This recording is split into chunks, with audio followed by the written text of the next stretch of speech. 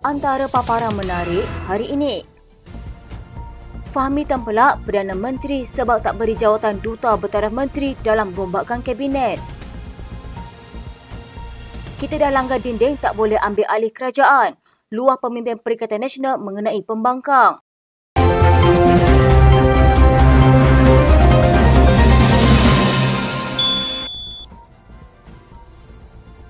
Menteri Kesihatan Datuk Seri Dr. Zulkifli Ahmad memulakan tugasnya pada hari pertama selepas dilantik semula sebagai pemimpin Kementerian Kesihatan.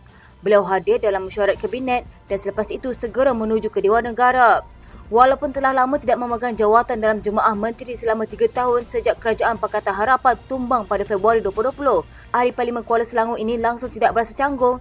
Beliau turut memberikan ucapan penggulungan mengenai rang undang-undang kawalan produk merokok untuk kesihatan awam 2023. Dalam ucapannya berkenaan RUU tersebut, Dr. Zulkifli menyatakan bahawa salah satu tanggapan yang salah dari orang ramai ialah nikotin boleh dijual secara bebas kepada kanak-kanak dan remaja. Bagaimanapun, RUU tersebut sebenarnya bertujuan untuk melarang penjualan produk tembakau dan vape kepada pengguna yang berumur 18 tahun dan ke bawah. Dr. Zulkifli mengakui pemahaman terhadap kekecewaan beberapa pihak terhadap pengguguran peruntukan generasi penamat dari RUU tersebut. Beliau turut menyatakan kekecewaan pribadinya kerana sebagai penyokong kuat kesihatan awam, beliau juga bersetuju dengan pentingnya GEG dalam usaha mengurangkan ketagihan merokok. Beliau menambah meskipun GEG merupakan satu cara untuk mengurangkan ketagihan merokok kepada kurang daripada 5% menjelang tahun 2040, keputusan Kabinet untuk mengecualikan GEG dibuat atas nasihat Pejabat Peguam Negara untuk mengelakkan isu perlembagaan dan kemungkinan cabaran mahkamah. Dr. Zulkifli juga mengingatkan Ahli Dewan Negara untuk menyokong RUU tersebut walaupun tanpa GEG, sambil menyoroti bahawa 27,000 orang meninggal dunia setiap tahun akibat penyakit berkaitan merokok berbanding dengan 36,000 kematian COVID-19 dalam tempoh 2 tahun.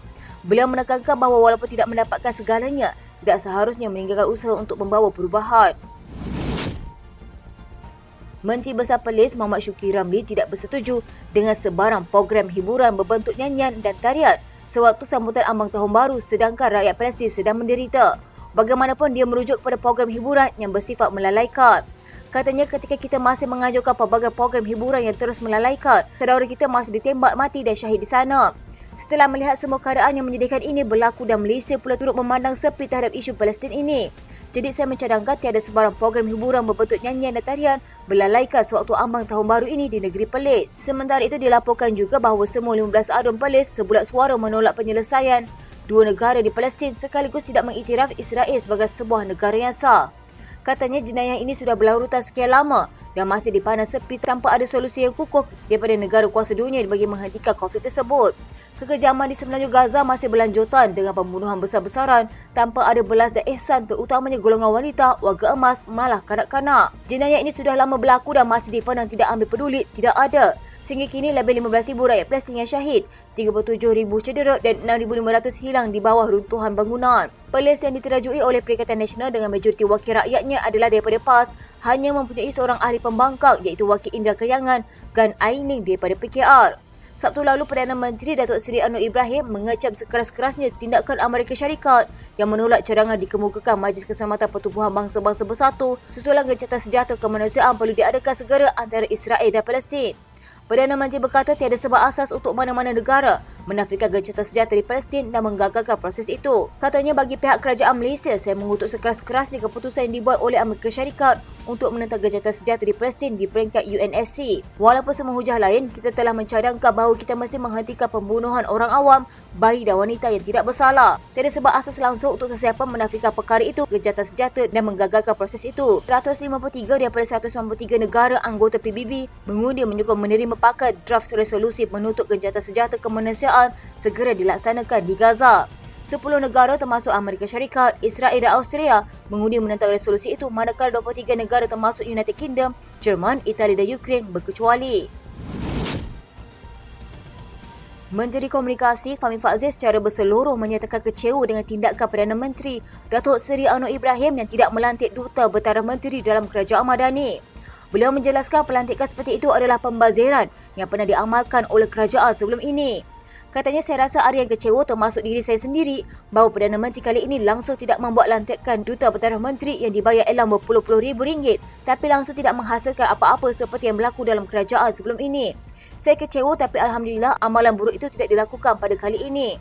Beliau berkata demikian ketika diminta mengulas dakwaan pembangkang yang menyifatkan rombakan kabinet pada Selasa itu sebagai satu pembaziran.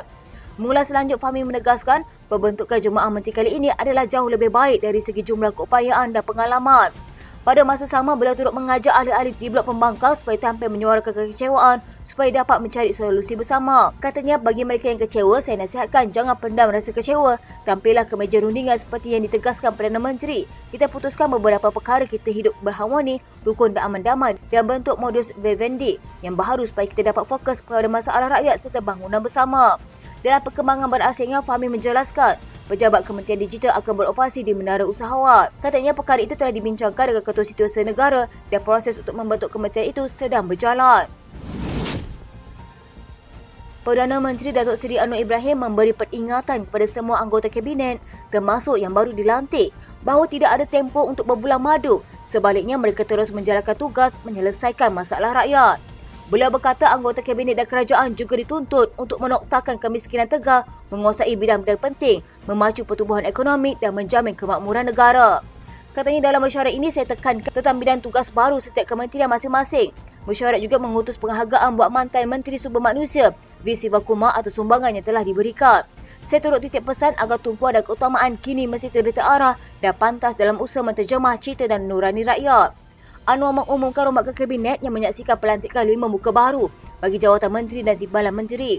Rombakan kabinet dan menyusun semula kementerian melibatkan Kementerian Sumber Asli Alam Sekitar dan Perubahan Iklim yang kini dipecahkan kepada Kementerian Peralihan Tenaga dan Daya Guna Awam serta Kementerian Sumber Asli dan Kelestarian Alam. Kementerian Komunikasi dan Digital pula diasingkan masing-masing kepada Kementerian Digital dan Kementerian Komunikasi. Rombakan itu menyaksikan jumlah ahli jemaah menteri meningkat daripada 28 kepada 31. Manakala timbalan menteri bertambah daripada 27 kepada 29, sekaligus jumlah keseluruhan anggota pentadbiran Kerajaan Perpaduan kini adalah 60 orang.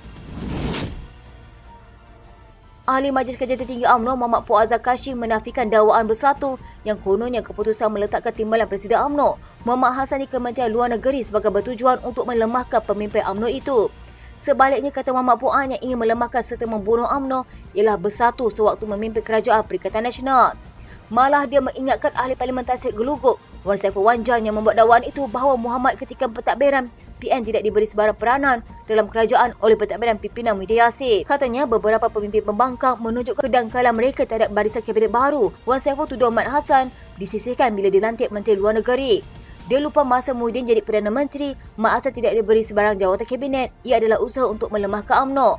Sedangkan rombakan kabinet kali ini, UMNO dapat tambahan satu lagi menteri. Hampir semua pemimpin utama UMNO dilantik menteri. Masa Muhyiddin dilantik Menteri UMNO tanpa perbincangan dan tidak menghormati hierarki UMNO, itu memang mahu memecah belah ke UMNO. Wan Saiful mendakwa keputusan Perdana Menteri Datuk Seri Anwar Ibrahim melantik Muhammad sebagai Menteri Luar dalam rombakan kabinet semalam bertujuan untuk melemahkan kedudukannya dalam parti. Menurut Ahli Majlis Tertinggi Bersatu itu, jawatan baru berkenaan memerlukan Muhammad untuk lebih kerap berada di luar negara, sekaligus membolehkan Presiden UMNO Ahmad Zahid Hamidi mengukuhkan kedudukannya. Katanya maka ini jugalah Anwar lakukan untuk bantu Zahid Hamidi. Demi menyekat kemarahan Muhammad Hassan, maka Anwar hantar dia ke Kementerian Luar, iaitu sebuah kementerian yang penting untuk negara tapi tidak strategik. Kementerian Luar tidak strategik bagi Muhammad kerana beliau akan terpaksa berada di luar negara untuk tempoh yang lama. Dan ini membuka ruang untuk Zahid terus mencatur sokongan untuk dirinya sendiri dalam UMNO. Mengulas selanjut, Muhammad Fuad berkata tidak timbul soal jawatan Menteri Luar akan memisahkan Muhammad dengan Akak Umbi. Bahkan Abdullah Ahmad Badawi pernah menjadi Menteri Luar, tetap popular sehingga menjadi Perdana Menteri. Katanya tidak timbul soal jadi Menteri Luar, maka Mak Hassan akan terpisah dari Akak Umbi. Pak Allah pernah jadi Menteri Luar, dia tetap popular. Wan Saiful mungkin lupa Muhyiddin lantik Presiden PAS Abdul Hadi Awan jadi penasihat ke Timur Tengah. Apa masalahnya? UMNO menilai semua jawatan penting, keutamaan UMNO ialah performance. Dalam perjumpaan menteri-menteri UMNO, hari ini mereka komited untuk deliver dalam Kerajaan Perpaduan. Ahli Parlimen Gua Musang Muhammad Azizi Abu Naim menjelaskan mana-mana parti atau ahli parlimen yang bermusuh dengan Kerajaan Persekutuan tidak akan mampu ke mana-mana, terutama dalam konteks membantu rakyat.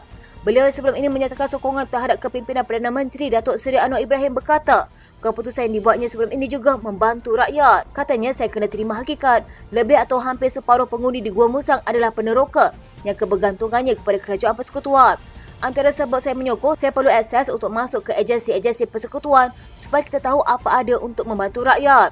Ini kerana masih ada rakyat tidak tahu apa manfaat yang mereka dapat sebagai rakyat. Ditanya tidakkah yang dikenakan oleh Bersatu terhadap beliau, Muhammad Azizi berkata tiada sebarang tindakan setakat ini. Katanya walaupun sudah 2 kali berlangsung mesyuarat kepimpinan tertinggi, namun tidak ada sebarang tindak daripada parti atas terhadap saya. Setakat ini tiada satu pun pertanyaan atau dokumen rasmi mengatakan saya dikenakan tindakan sama ada melalui perbincangan rasmi atau tidak rasmi. Selain tidak ada arahan untuk saya menarik balik sokongan itu. Kita wakil rakyat, nama lagi wakil. Jadi pada saya, politik kita tolak tepilah. Sekarang ini masa untuk kita berkhidmat untuk rakyat. Saya tidak lompat parti dan kita ada akta lompat parti. November lalu, Ahli Parlimen Gua Musang itu mengisytiharkan memberi sokongan penuh kepada kepimpinan Perdana Menteri Datuk Seri Anwar Ibrahim. Perkembangan ini selepas 2 Ahli Parlimen Bersatu masing-masing dari Labuan, Datuk Suhaili Abdul Rahman dan Kuala Kangsar, Datuk Iskandar Zulkarnain Abdul Khalid masing-masing melakukan perkara sama sebelum ini. Sekian berita terkini di TV pada hari ini. Jangan lupa follow Facebook dan YouTube Dalam TV. Dapatkan info terkini di Facebook serta YouTube di TV.